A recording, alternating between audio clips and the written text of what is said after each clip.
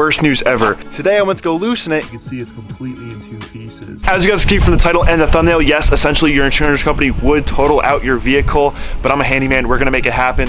I gotta buy some parts. I'm gonna make it happen. It's gonna be an expensive video for me. So if you guys can go ahead and throw the video a like, enjoy, watch me fail, and you know, just remember to keep smiling. So enjoy the video. We are heading to Napa. I've got the hookup. Got to get a Healy coil for the TT's frame rail because the engine mount holes are stripped. Hopefully just one. Target is acquired. Well, we are back. We are on the TT. It is the very next day. I got myself a Healy coil kit from Napa yesterday. Shout out to Ashley for hooking me up with a discount. But the frame rail is completely stripped on this side. As you guys saw on my birthday, November 5th, November. Completely a month ago, I stripped out this frame rail and the car literally has not moved since. It's been parked in this exact same spot. And it's just been a downer ever since. The harness is ripped. There's just so much stuff going on. For me to remove the engine mount, I'm gonna have to go ahead and get a jack underneath there, but the car is obviously too low to get a jack underneath the engine. And in order to do that, I gotta move the car. And currently, the wheel is sitting on the verge of death, and it's actually even got a big chunk taken out from there. So the car fell off the last time I parked the car. I don't want to talk about it. So with no intercooler piping on the car, I'm gonna go ahead and move the car up a few inches, get it onto safe ground, and then we can go ahead and jack up the engine, remove the freaking engine mount, and then we can throw in the Healy coil. I've never used the Healy coil before, so whether this goes good or bad, if you guys enjoy the video, please throw the video a thumbs up. This could get expensive real fast. Oh, and just so everyone's aware, there's no boost intercooler piping. There's no vacuum hoses. This harness is not going to get plugged back in because there's water in it. I don't want to destroy the coil. And this part of the ignition harness is just completely eaten by my pet squirrel, Thomas. Yep, Thomas ate it, or one of the other squirrels. So this might or might not start. There's only one way to find out. Step 1 is acquired. So not only are we wondering, will the car start, we're also wondering, is that back wheel gonna fall off? This is a tricky lifestyle we're living, and I've still got all the stock steering wheel stuff there, but hey. Alright, so I got the jumper box hooked up, and we're running this extension cord over the car because I didn't feel like unraveling 2 of them, but I'm feeling fairly confident this thing's gonna start. I want you guys to comment down below and let me know, do you think the car's gonna start? But number 2, even more importantly, will the Healy coil work? And I'm talking like, will it work with the solid engine mounts? Because there's a high chance of the Healy coil ripping out, and I'm kind of scared. So, all right, we got the battery charged up. Hopefully, fingers crossed. Let's start this thing with 3 cylinders firing. Oh my goodness. No vacuum lines. Car hasn't started in a month. This has not been run in a month.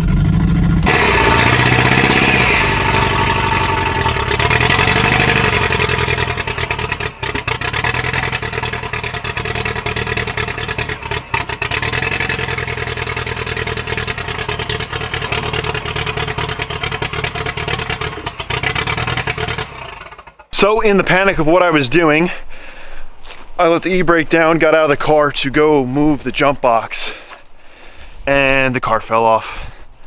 The car fell off. I guess it's the least of our worries, but we are sitting on the differential now. The only reason it stopped is because I had this wheel chuck behind here. If it wasn't for this block, the whole car would be down the hill because the door had closed and I would not have been able to get in there. And it could have been way worse. So, all right, so a few videos back, I had this kind of happen, but it was just me like simply rolling back and realizing it went off, and I hit the brakes and like only one wheel went off and it was on this side. But now that they're both off, this is gonna be a little bit more tricky. So I've actually got all the intercooler piping hooked back up. I've tried my best to get the coil, the ignition coil back into place. I think that's good. And the only thing that's not hooked up is the boost controller. So boost isn't gonna be regulated all that well, but it's gonna be able to idle now. And we need to do a boosted launch to get this thing out of here. So let's get this out of here. I need to get this Healy coil in. It's gonna start raining in like 2 hours, so it's time to move.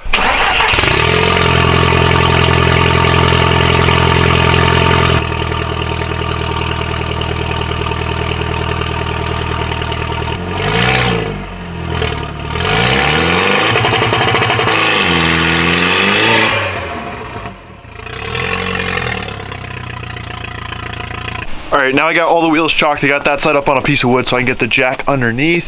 Nothing's gonna roll back. We are not gonna fall off the wall this time. I'm gonna go ahead and start disassembling all this stuff so I can get down to the engine mount, because honestly, power steering, reservoir, and the coolant ball really just have to come out of the way in order to get to that. So.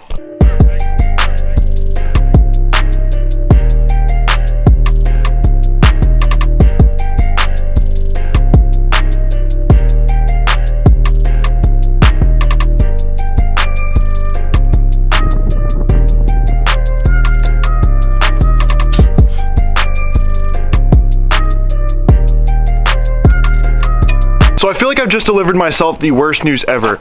A few weeks back when I first stripped the bolt, I got some wire and I put it down in the hole. I tightened the bolt down, it got pretty tight, but then when I went for a drive in the car, the engine was still moving like crazy. I'm like, all right, that bolt came loose.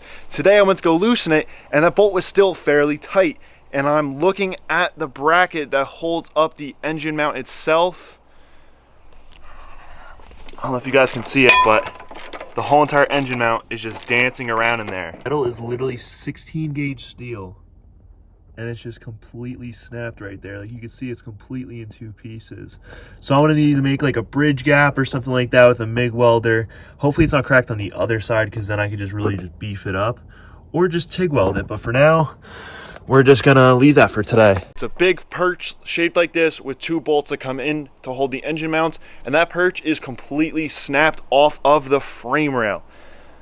I guess I'm gonna need a MIG weld it or something like that, but let's dive into this further to find out what the, oh God, no. This was gonna be an easy repair, but looks like I'm gonna need to find a friend with a MIG welder, and might have to just go buy myself a MIG welder. I don't even know. But repairing that mount is going to be a whole nother separate video of its own. We're going to get the headlight out, we're going to move everything out of the way, and we're going to possibly even build our own new. I mean, I really don't know what's going on in there, so I do know a piece is snapped. We're going to have to beef it up. So sadly, for how the engine mount broke on this TT on the passenger side isn't as easy as if it broke on the driver's side. The driver's side, it's actually in the frame rail, where here it's up on a perch. I don't know, it's just the way the frame rail is.